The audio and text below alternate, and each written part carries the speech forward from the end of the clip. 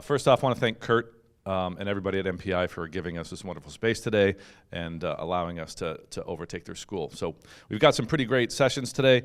You all should have one of these on your table. There's some great dates on here to remember. So if you're posting this in your classroom or putting this into your calendar, festival entry deadline, April 30th. And then the date of the festival is June 3rd. A couple other things that we have new on here on this list this year, which are the media teacher workshops. And we've got a couple coming up in February and April. The one in April is really interesting. It's not for you. If you know social studies or history teachers that are interested in learning about the Portraits of Democracy film studies class, we're going to be holding a session on that. So if you can put your social studies and history teachers in touch with us, that's going to be a great session for them. It's not specifically for production, but it's all about teaching democracy and the history of our country through film. So I'm going to make this incredibly brief because we've got a lot happening today, so I'm going to toss it over to Kathy Vander, who has been on the DAFT board for, we think, 25 years. We're not quite sure. She's also the co-director of the festival, so any festival questions you have, she's definitely your go-to person. So I'm going to hand it over to Kathy. We're going to get started. So welcome, everybody. So I am here with Nicole Hudson from the Hudson Collective, and I have to say I do work with Nicole as well as Kevin does work. Kevin Walsh works with Nicole, so we're biased. But Nicole is an entrepreneur. She is the president and CEO of Hudson Collective. And I wanted to just start out and kind of get going and tell us how you became, how you developed this collective. What is the collective and what is the evolution of how it got started? Thank you, Kathy. I started Hudson Collective. It actually was a different company called Inbound Lead Solutions, and it was largely just a marketing boutique consultancy. I had went to college to be a marriage therapist, which was a really, really incorrect decision. Although now, when you think about how so much of what we do is truly understanding what's going on inside of people, what are their biases, what are the things that motivate them, and then who knew that social media would be happening. And so I guess that psychology training was very helpful. But we were just a traditional agency, media, advertising, content development, all that good stuff. And then the collective really came about because, frankly, I got really sick of making old white men a lot richer, right? I wanted to have a company that was more focused on social impact, was more focused on storytelling, and I wanted the time that I spent doing work to matter in the communities. And so the collective was born, and the world changed, and so much of what we all do now is try to develop content and share stories and maintain connection with communities and organizations. So who are the clients for the collective? Yeah, the clients for Hudson Collective, it's been a really interesting evolution. So we do a ton of work in education. We work with the Michigan Department of Education, and we do a lot of work with their birth to 12 programming, from really trying to reach those communities that qualify for the free GSRP preschools. We do a ton of work in higher ed as well, community colleges. We do a lot of work with local school districts.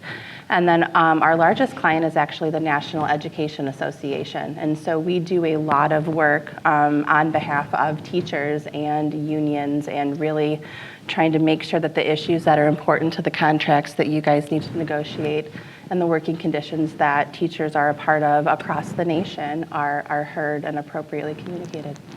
So we'll have time for questions in a little bit. We're not going to be here that long, but so think about some questions you might want to ask Nicole.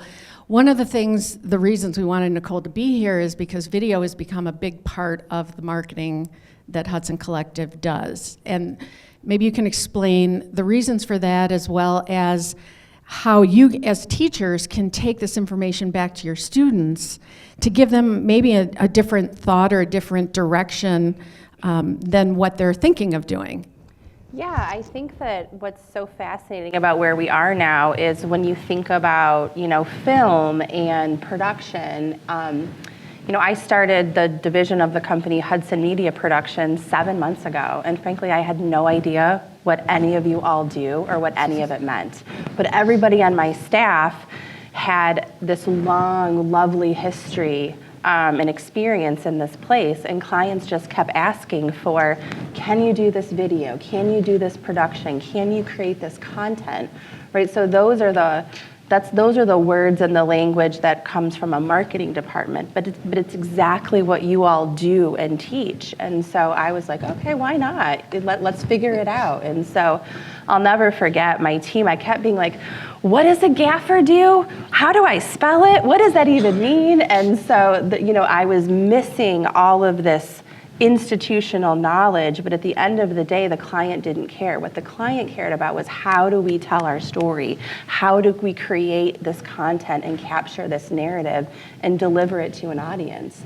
And whether that's film on the big screen or on the small screen, which is what we carry in our pockets everywhere, I do believe the format and the experience and is the same. And so I'm really excited for what teachers like you can start to infuse in your students, which there's a whole world out there where you can be storytellers and production people. That doesn't necessarily mean a major motion picture. So what are the qualities that you look for as an employer, and what can they share with their students in terms of what the students really need to kind of embody to get a job with Hudson Collective or any other company? That's a great question. Honestly, those two guys over there are probably the better people to ask. But one of the things that I think that we're losing, that students are losing, is the ability to communicate, to really understand how to both advocate for themselves and ask for what they need, in addition to being able to have the confidence to speak to a boss or a leader or an authority figure, or even more importantly, the ability to advocate for themselves and their ideas or what they believe is right. The other thing that I would say is young folks need to understand that production or creative, while is important, isn't always everything, right? Just doing the most creative thing or the most amazing thing isn't necessarily the right way to approach it. Understanding what the goal is, understanding what the audience that you're trying to connect with is, understanding that sometimes your skill set and the piece that you play in the whole production is so important, even if it feels small, and that ability to be able to collaborate and work together is really important. And as I've watched productions happen, from the lowest PA to the director, kindness, respect, empathy, a clear understanding of how everyone's working together. I mean, those soft skills really, truly are, I think, what makes magic happen. Because we trust that you're actually going to be fantastic at what you do, because you've got to be really brave to be in this industry. Where are you seeing video production end up? Oh, that's a great question. I mean, I wish I knew the answer to that. That'd be like a lottery ticket. I think that we're going to see so much more storytelling content happen, right? So the way that the social media platforms have evolved with stories and reels and Instagram TV, these are just commercials now. Brands are publishers. Organizations and nonprofits are publishers. We are all somewhat responsible for the telling of our own stories and largely the reporting of our own news and information. Sadly, we all understand what's been happening in the media world now and the retraction of that. And, as citizens and people, I do believe it's our job to craft and share those narratives that are important to us, and that's kind of how we move forward as a society. And the more trained you are and the more people that can understand how to produce those types of things, I really think the opportunities are only going to grow and expand.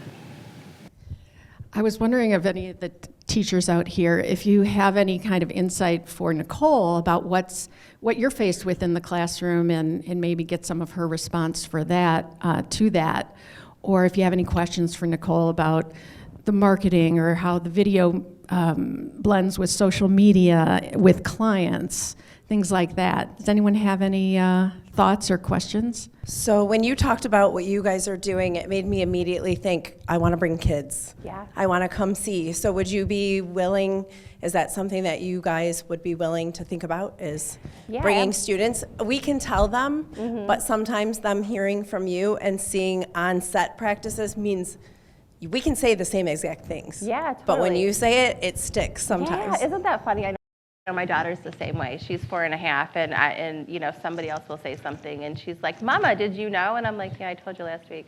Yeah, I would love to have kids. I mean, that's, I think, one of the things we were just talking about, and I was just talking to Kevin, was I see such an opportunity for, I would love for Hudson to Collective to be a destination for kids to have internships with, right? The more we meet with school districts, I mean, how many of you get a call from the superintendent or somebody from the marketing department and they're like, "Hey, can we do a quick video for XYZ?" Every one of you gets that, right? And you're already overloaded. And so, you know, I've been thinking about, as we talk to some local districts, how do we pitch marketing services to them? But when I think about the people that work at Hudson Collective, a lot of former teachers work at my organization. And so to think about how we could capture kids and potentially reinstall them back into the schools as doing this type of work with you, I would love that ecosystem. Our company's only growing, and so I would love to talk to how we could have better partnerships with here and other schools to have kids learn and figure out how that would look, because I think the bigger picture matters, right? Like, you're learning how to run a camera, or you're learning how to stage a set, but every single piece of that so matters in how you connect with an audience or tell a story or enforce a brand. And like you said, kids get jobs by experience. And kids, I think the biggest thing is you must have these opportunities for them to learn in real life, for them to develop that communication skills. Because so much learning and experience happens outside the classroom, and I'm excited that I hope that companies like mine can start to bridge that gap. That's a really long response, sorry. I run the Hudson Media Productions unit, and we just worked with the Macomb ISD to help them pass their special education bond. And, you know, talking about telling stories and creating videos and run and gun with not a lot of time, not a lot of up time. We basically, they're like, we can arrange, you know, we met with them on a Friday, and they said, we can arrange for you to interview a bunch of parents next Tuesday. Can you do that? So Kevin and I and Kelly went out, and of course, the person at the ISD didn't understand production. He only gave us a half hour to get from one location to the other. He didn't understand time for setting up lights and stuff, but it all worked out. In 4 hours, we interviewed 10 parents and got incredible stories from them. And that is I think it made a real big difference in being able to pass the bond. The responses, we were able to put together 20 different videos out of all these interviews, you know, and it's just finding the story thread from what each one of them said, and then Kevin edited together in a way that told a compelling story. And once you put it out there, people could really relate to it. They put it on their social media feed, and they didn't even have social media channels before we started. So, you know, how are we gonna get an audience? But these were the things that drove the audience. This is the thing that drove up, you know, we had tens of thousands of views of some of these videos, and they were shared and they were commented on. And it's because you were telling a compelling story from the people who it really mattered to. You know, you spend some time talking to the people, in this case, the parents of special education students, and what their needs are and how important it was to them. And I think that had a big impact in how they were able to pass the bond. And like I said, it was just a simple thing. Kevin, Kelly, and I, a couple lights, a couple cameras, and 4 hours, and we got it done. So, you know, these are the kind of things you can do. If you have the equipment, you have someone who's a good interviewer, it's the kind of thing you can do to create the stories that can tell your story. Stories create impact and change. And the narratives that we tell, the things that you're teaching, the skills that we're infusing with the next generation, can really change the world. So some of the work that we choose to focus on in education specifically is because when we help pass some of these bonds or enhancement millages, you know, that can go up to sometimes $600 per pupil funding, which is generational change in families and communities. We do a lot of work with nonprofits, and so much of how fundraising happens and how people are reached is through the emotional connections of the stories that we tell. And I think one of the things to remind students that are considering a career, it's so much more than just the skill that they're learning, right? They're a part of a bigger world and a bigger system, that if they're attracted to that their skill set and their storytelling really truly can make an impact in the world. And I know that's one of the reasons that we do what we do, and we love it so much. And one of the reasons that we've really shifted to our clients talking about a video-first strategy. So we almost won't take on work anymore where a client doesn't come to us that their primary content delivery isn't some type of video or audio or streaming. Not that design or images don't have a place in marketing anymore, but I feel like we're evolving in real time biologically, right? Our attention spans have decreased. We're connected to our phones. Now, whether or not that's good, right? I'm not here to debate, but that is where we are now. And so that type of media must fit the demand for who's viewing it and how we're viewing it. And that's ultimately how we're connecting together. I'm hearing 3 words: videos, interviews, Yeah. stories.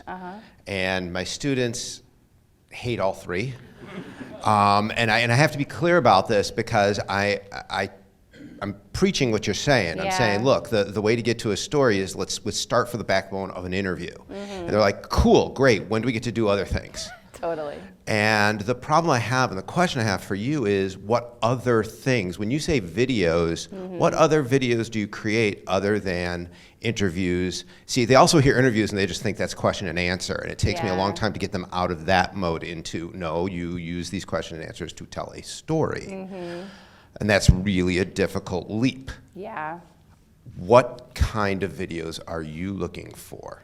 Well, one of the things that you all know is at the end of the day, running a business is a really tough challenge, right? There's developing a vision and pushing people to buy the things that you want them to buy, and actually just fulfilling the demand that already exists. And so there's this interesting push and pull there.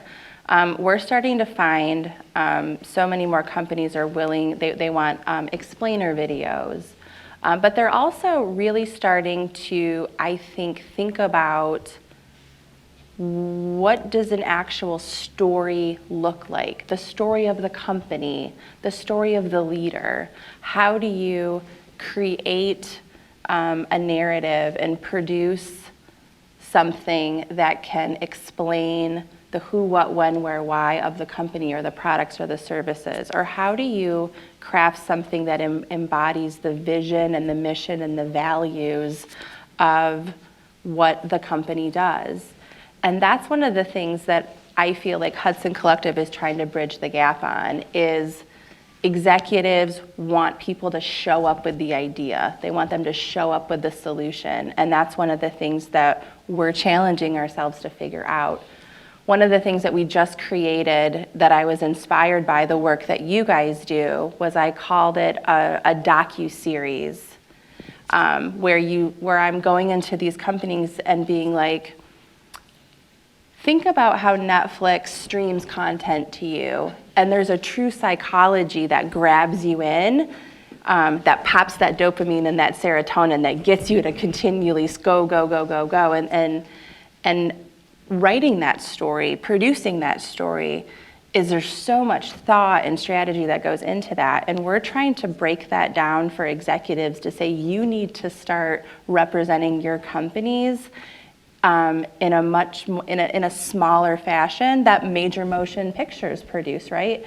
And I actually don't know the answers to that questions. I would love to have more conversations on how you do that, because I actually am late to the documentary game. Like, my husband's obsessed with it, and I'd be like, oh, another one of these. But then Netflix and streaming and true crime really kind of changed my life, and now I'm like, oh my gosh, there's all these ideas, and I see how that story and that format can change companies' lives. So that's how I think about it. To directly answer your question, I don't know the answer, but I would love to invite students to the table and have them tell me why they hate interviews and what they don't understand, and then maybe something would spark. Podcasting, do you do it, and are you getting into it? Yeah. And what is the perfect length of the video that you're looking for? We do podcasts. We are getting into it more. I would think it's probably going to be a huge part of the company. I'm going to transition over to you on what you think the perfect length of a podcast is. The correct answer is, it depends. If it's, for instance, if it's a true audio podcast that someone's going to listen to, probably the best length is between 20 and 30 minutes, because that's the average for a commute. So you want it to be, a lot of people, they listen to it in their car, or they go to their daily walk. I do that that's when I listen to podcasts. I take like a 40-minute walk and I listen to a podcast.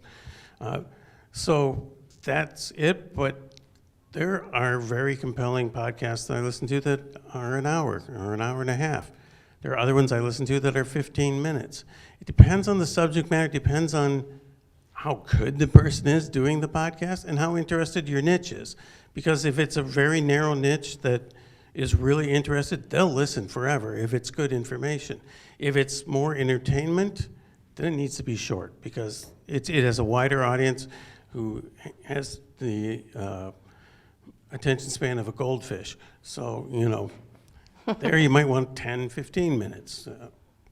For videos on social, if it's less than 2 minutes, good. If it's less than 1 minute, great. If it's 30 seconds or 40 seconds, perfect.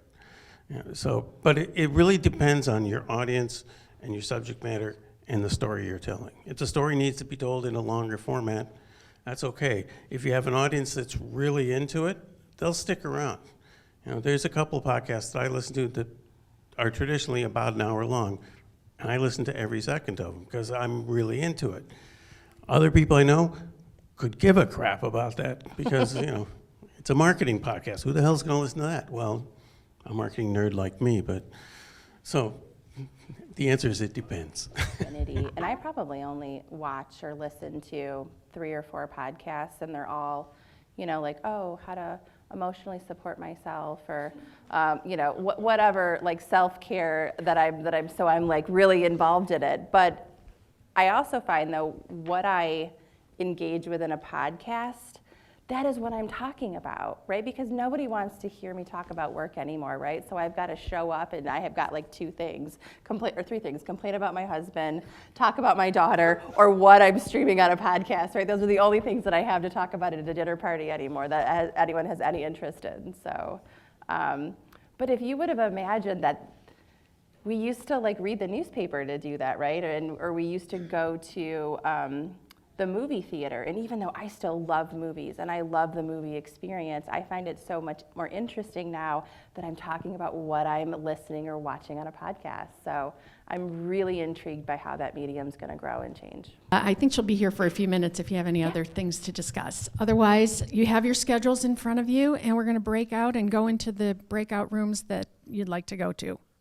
All right? Thank you.